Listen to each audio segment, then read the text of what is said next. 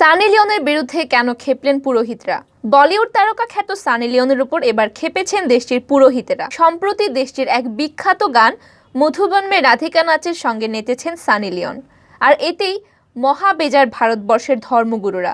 ইতোমধ্যে তারা হুমকিও দিয়েছেন সানির বিরুদ্ধে মামলা করার। ভারতীয় একাধিক সংবাদ মাধ্যমের খবরে বলা হয়েছে, মধুবন মে রাধিকা গানে সানির নাচ দেশটির অনেক ভক্তদের মন জয় করতে পারলেও এতে প্রবল আপত্তির কারণ হয়েছে উত্তরপ্রদেশের মথুরার পুরোহিতদের। বৃন্দাবনের ধর্মগুরু নাভালগিরি মহারাজ বলেন, সরকার এই নায়িকার বিরুদ্ধে পদক্ষেপ এবং তার ভিডিও অ্যালবাম নিষিদ্ধ না করলে তারা আদালতের দ্বারস্থ হবেন। তিনি আরো বলেন, সানি লিওন ওই দৃশ্য প্রত্যাহার না করলে এবং জনসাধারণের কাছে ক্ষমা না চাইলে তাকে ভারতে থাকতে দেওয়া উচিত হবে না। কণিকা কাপুর এবং অরিন্দম চক্রবর্তীর নতুন আইটেম গান মধুবন মে রাধিকা নাচে। এই গানে স্বল্প পোশাকে নাচ করেছেন সানি লিওন। গানের সঙ্গে মানানসই নাচের অঙ্গভঙ্গিও। তবে সানির নাচ এবং পোশাক ঘিরে বিতর্কের শুরু।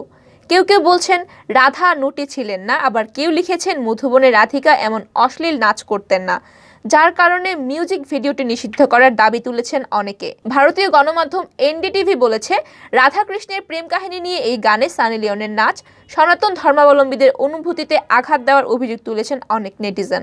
সেই অভিযোগ এবার মথুরার পুরোহিত নাভালগিরি মহারাজ মিউজিক ভিডিও নিষিদ্ধের দাবি তুলেছেন। মধুবন মে রাধা নাচে শিরোনামের ওই গানটি করেছেন প্রখ্যাত সঙ্গীত শিল্পী মোহাম্মদ রফি।